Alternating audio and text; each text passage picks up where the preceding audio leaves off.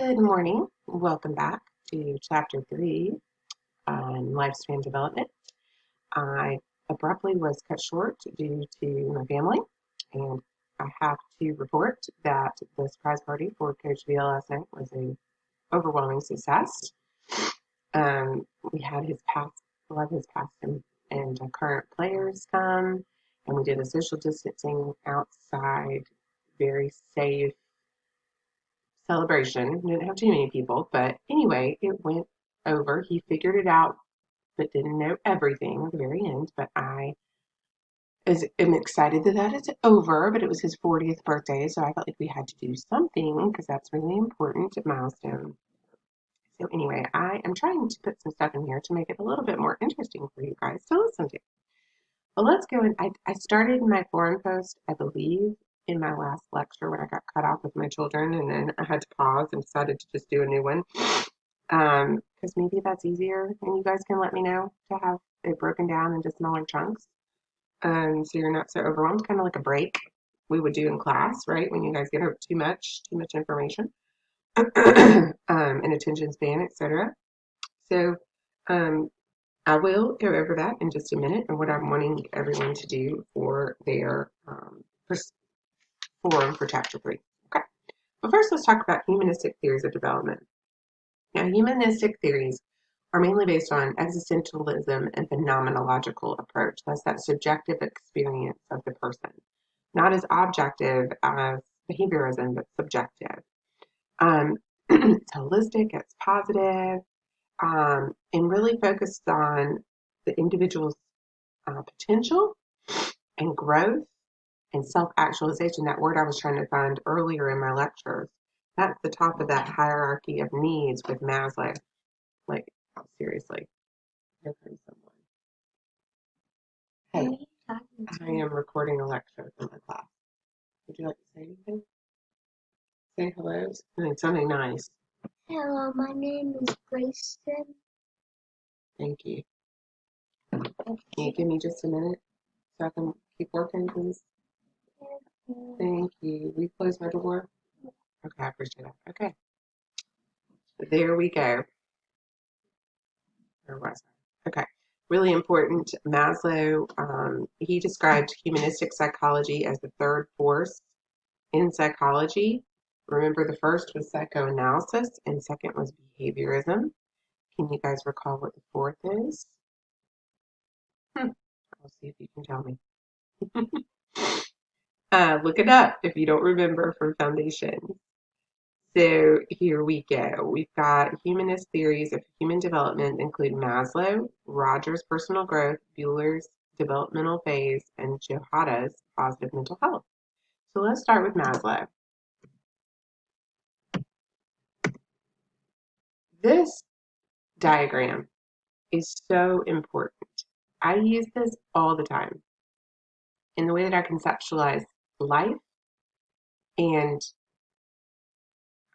everything. I mean, I think about, okay, so if a client comes in and they don't have their physiological and safety needs met, well, that's going to change my whole treatment plan, right? I'm not going to go into relationships and self esteem. You can't. I mean, you've got to stabilize people. If someone doesn't have a home, they're in danger. They're worried about their life. They don't have food. You can't be like, well, okay, let's work on increasing your confidence, but you don't have food tonight and you think someone's going to kill you. So you really, I think you will use this, no matter what your theory is, when you're conceptualizing cases, this is noteworthy to always have in the back of your mind. So Maslow is someone you need to know. He focused on human potential and personal growth. In this hierarchy of needs, we have to have those basic needs met before we can go any higher in this scale. And this is just common sense. So the three categories, there are 5 levels, which can be divided into 3 categories. So the fundamental needs include both the physiological needs and security needs, right? So there are levels and then categories. So the first level is physiological needs. That's water, air, food, and sleep. Water, air, food, and sleep. They're instinctive And everything else becomes secondary when we don't have that. So if a client comes in and they haven't slept in 3 days and they're not sleeping, we got to figure that out. They got to get to the doctor.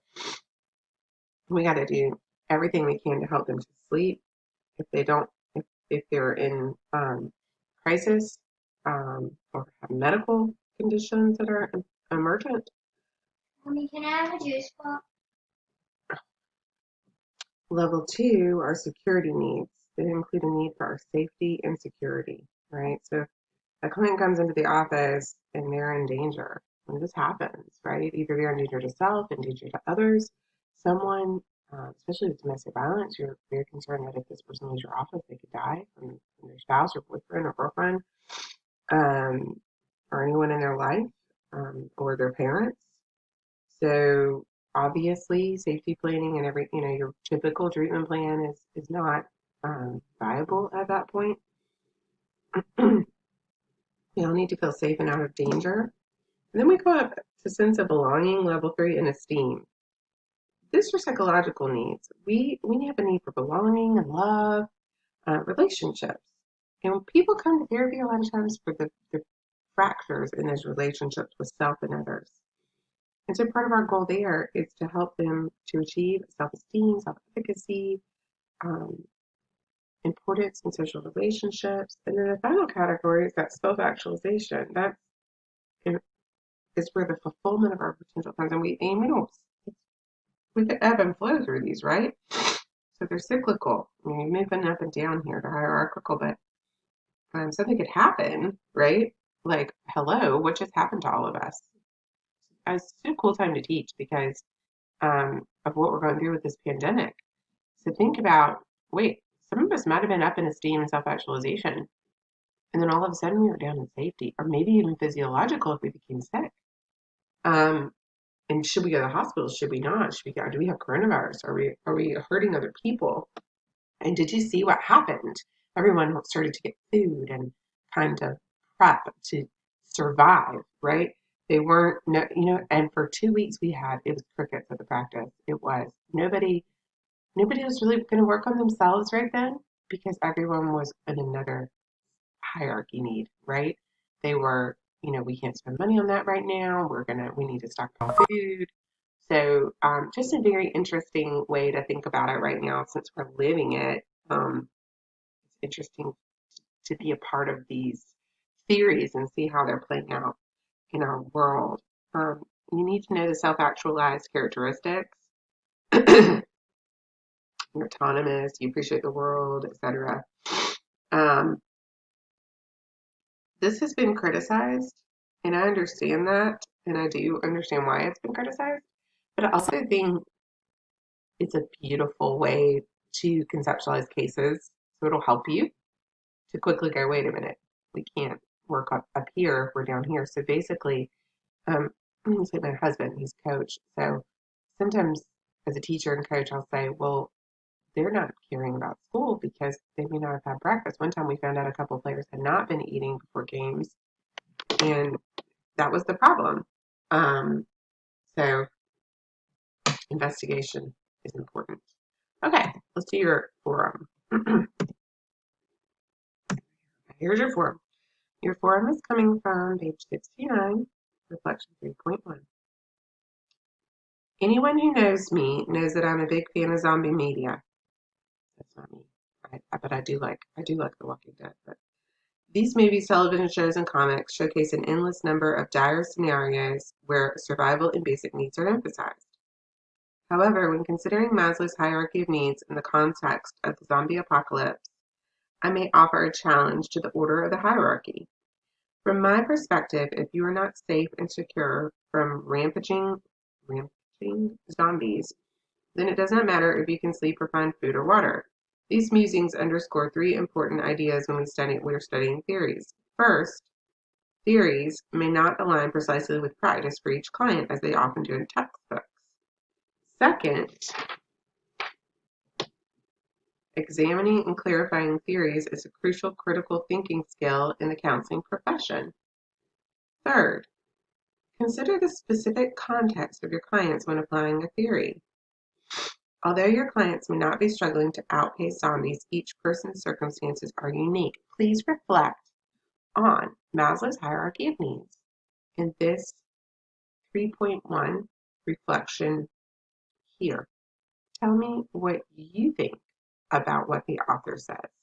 How do you feel about the hierarchy of needs? Are you critical of it? There's some talk about the criticism. You can go and check that out.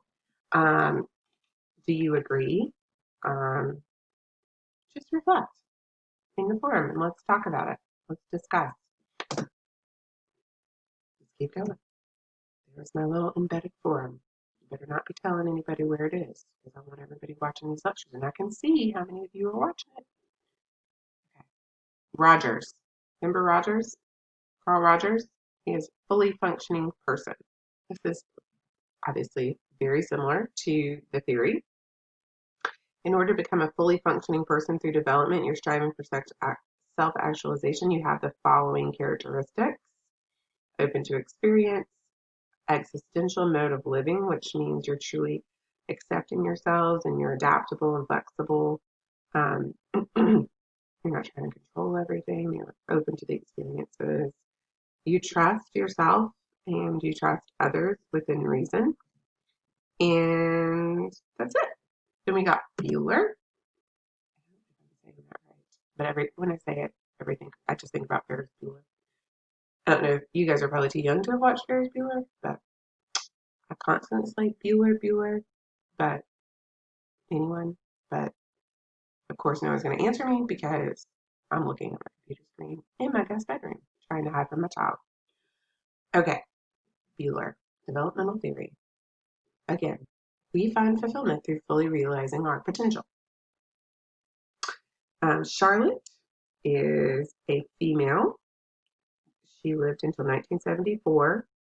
She had a holistic view of human development, and she thought we had four basic human tendencies to have a good core self. And those are listed here: striving for physical and personal satisfaction, which is water, food, love, ego, recognition, the tendency towards self-limiting adaptation. These needs include our need to adjust and adapt to our environment for the purpose of fitting in, belonging, and gaining a sense of security in the world. The tendency toward creative self-expression and accomplishments for authority and leadership, to be industrious, enterprising, self-expressive, and the tendency toward integration or upholding order, our congruency and unity in our personality. And I think it's interesting here with what's going on, right? There should be an incongruency in what we're experiencing. Well, there should have been an incongruence for a long time about inequality, which is rampant for people of color and really for women. But you see this hopefully incongruent, order upholding integration. Where are you with that? And it's interesting how some people are being challenged. How the people on Facebook, you're starting to see some who are beginning to wake up all of a sudden about what is happening. They've been blissfully oblivious because of their privilege. That is privilege. It's interesting to see people actually transitioning in front of my eyes. It's pretty cool. And then you have that core self, which that integrates all of those tendencies of personality. And really, I get this in therapy. We're going for that. We're going for full integration of who they are and a connection between the emotional and the cognitive so they can control their behavior and have balance. So, Jehuda. I've never heard of Jehuda. I think I didn't know that Marie Jehuda developed positive psychology, so I'm learning something. I always put that back to Csikszentmihalyi, but what else? Okay, so Csikszentmihalyi did this too, but Jehuda till 2001. She developed positive psychology by focusing on the mental health of individuals rather than the disease. And this is such a wonderful modality. I use it all the time. And she identified 5 characteristics of a healthy person. They can manage their time, have meaningful social relationships, work well with others, have high self-esteem, and regular activity. And she has 6 major approaches toward defining positive mental health: attitude towards self, growth, development, and self actualization. Integration, that's that balance I just talked about. You need to balance your emotions and your thoughts. Autonomy, now this wouldn't always be appropriate depending on the culture you're working with, right? Um, you're self determined, self directed, self controlled. You perceive the way you perceive the world um, with empathy. And environmental mastery, meaning you can love, be adequate and work in love and play, have good relationships, meet situational requirements, adapt, problem solve. And others have continued to work through this theory and propose even more criteria. We've got Gennard and Landsman down at the bottom, and then Jensen and Bergen, so you can look through that. And let's move on. Seligman too. Csikszentmihalyi and Seligman, positive psychology.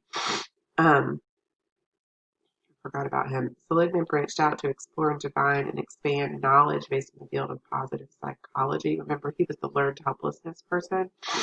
Um, so that's in here too. Character strengths. There are virtues, including courage, humanity, justice, temperance, transcendence, and wisdom and knowledge. You'll need to know that. And those have several sub-factors. I'm going to star this. I remember having that on the NCE that I had to, it has that, those sub-factors. You see that? And look, I want y'all to go to that. Ooh, how about this? For extra credit. Can I give you extra credit without me? Okay, yeah, because for 1 point, final grade, if you tell anybody about this, found you. Okay. For 1 point on your final grade, that means if you have an 89, I'll give you a point. You'll get a 90. I want you to go to Authentic Happiness, this link, this website here, and find an assessment tool or a resource and tell me about it. This is going to require a little work for this point. So you're going to have to go looking because that's a great website. I actually used that early in my career before I was EMDR therapist. Look at that. Extra credit. Embedded extra credit. It's exciting. Okay. Maybe there'll be more treasures along the way in these lectures. Faith development theory.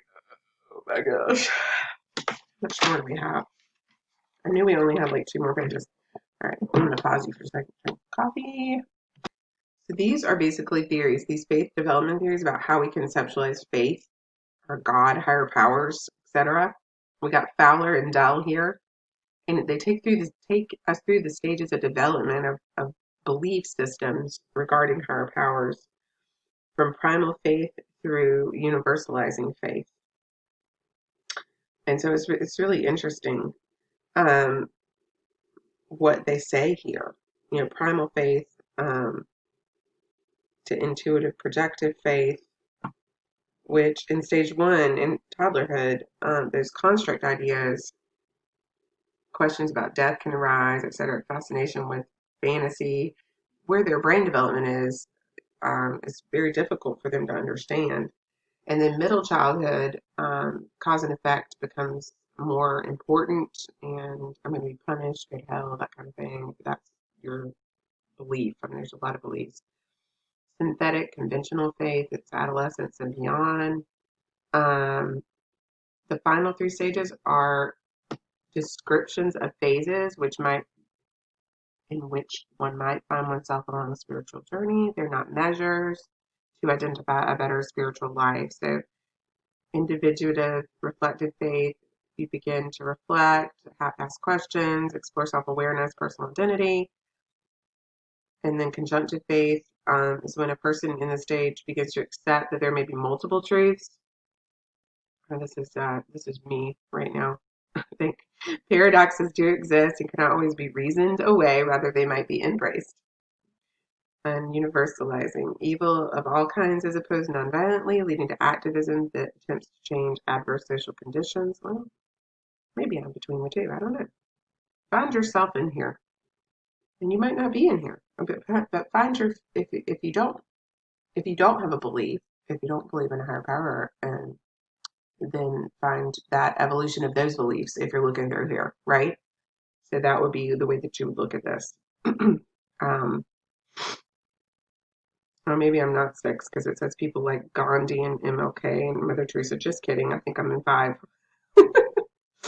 Hmm, I'm definitely not. I'm definitely not going to be in that category. Okay, let's move on. Then we got Ozers. Okay, this is just a different theory. And we're going through these theories. So these are faith development theories. And he says that religious judgment refers to the human reasoning of how reality is experienced to something beyond reality, which is supernatural. And this reasoning serves to provide meaning and direction beyond learned content. So there's different stages of this. Um, so this talks about, okay, let's just read them. An incomprehensible God is seen as simply acting upon the world and uninfluenced by people. Actions by God can be influenced by a person's good or bad deeds. Realization that God is separate or distinct from the autonomous human world.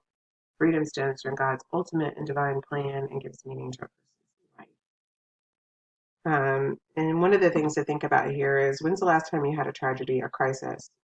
Did you wonder about the involvement of God or an ultimate being in that event or its aftermath? How might you work with a client who's experiencing a tragedy or crisis in making these religious judgments during counseling? That's a good question.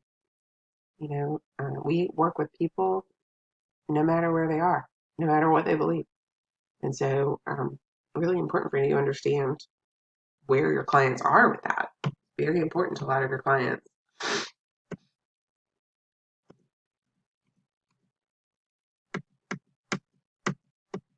These will never end. That's what I think. Adult development theories. We've got gold here. All right. These are concerned adult development theories. They're concerned with the development in the adult years, right? So it's a little bit different. So they divide adult development up usually into three periods: young adult, middle, and late. And here's a brief overview of them and start with Gould. And he's got these stages here. They're self-explanatory, right? See the ages. And I'm in the midlife decade. That's exciting. And I'm rapidly approaching reconciliation and mellowing. I do think I'm mellowing quite a bit than I used to be. So, you guys are mostly in leaving the parents' world, and then a couple of you are a little bit in entering adult world and question and midlife, too. So find yourself in there. Then we've got levels and seasons of life. So he was an American psychologist. Um, the most important part about this is the life structure, the underlying pattern of a person's life, um, which is thought to be shaped by the interactions with others, environment, people. Each era has distinctive qualities in biological, psychological, and social realms. And here they are. I'm in early adulthood in this one. Thank you. I don't know, or maybe they overlap. So middle and then late. You can't see that at the bottom, but you have the PowerPoint. Focus on reflecting on past achievements and regrets. Late adulthood. Okay. Then we've got Hathacker's theory of development. This has developmental tasks, much like Erickson, right? So you have these certain tasks that you meet in each area, and here they go all the way through. You see those, and then you've got Valiant. And I would know all of these. I would know all of these because when you go into um, your test, and you have a whole section on lifespan development. So just be aware of these, understand kind of the hallmarks about them. Also, I would encourage all of you to go ahead and get the Encyclopedia of Counseling, the Purple Book. I would encourage you to go ahead and study lifespan development while we're in it. Go ahead and look, what are we missing? And tell me. I mean, if you come across a concept or a theory or something that you've never heard of, let me know. We'll add it in, and I'll be looking as well. I have a book and I look. I have an older version. I probably need to get a newer one. But go ahead and start looking through there and seeing, and just knowing, just kind of knowing these names and what they did, just in case you get a compare contrast with some of these theorists. We got he, he. Look at that. I can't. She's still alive. Is best known for her book Passages, where she described the external influence of culture and our internal perception of external events and influence us through adulthood. This is based on her description of adult development on in-depth interviews. Central to her description of adult passages are the constructs of marker events and life accidents. There are concrete events in our lives. These are marker events, like graduation and marriage and childbirth. These marker events do not define our developmental stages, but may accentuate our need to change. And life accidents are those events that we are powerless to prevent, like the pandemic, war, the death of a family member. And late marker events, they influence how we resolve our life passage. I love that. It's beautiful thinking about our life passage. And she describes life passages or developmental ladders that each of us will experience as follows. Pulling up roots. This is the passage to developing social connections so we can begin the process of leaving home. The trying 20s, preparing for life work and form capacity for intimacy. The 30s, reevaluating choices made in the 20s. And forming new dreams, converting old dreams. Um, that's when I started my PhD. So it's just interesting where you are in that decade, the deadline decade. As one reaches the halfway mark to the lifespan, one must re-examine one's purpose and reevaluate resources. It can be danger and opportunity, but can be marked with darkness or great hope as one learns to disassemble and renew oneself. Renewal or resignation. As one approaches the mid-40s, one achieves a new stability and views life with satisfaction as she has successfully embraced the midlife transition. The age range for passages included 18 to 50, but she then extended it later on to 75. So, of course, our life expectancy was increasing until COVID. We'll see. We'll see what happens as a result. All right, Duval. Duval's life course transition. This is Evelyn Duval. It's related to the family life cycle. She proposed these stages of the life cycle are based on the change in the family size and the developmental stage of the eldest child and the work status of the breadwinner. Isn't that interesting? Stage 1, married couples without children. Newly married, trying to commit to one another. Then you become childbearing. With the birth of the oldest child, the parents develop their parent roles. Then you become a family with preschool-age children. We're learning to accept the child's personality. Families with school-age children. During this stage, we start introducing our children to institutions such as school and church, sports groups. Then we have teenagers. Oh, thank goodness I'm not there yet. The parents begin to accept growing adolescents and they adapt to the social and sexual changes of the child. We have to adapt with their children, experimenting with independence at this stage. And then families become a launching center. Right? So the oldest child begins preparing to leave home. And then we have empty nest to retirement. Learn to let go of the children and refocus on each other and what's next for us. And then the last stage, aging, retirement, and accepting old age. This theory is based that all families are interrelated.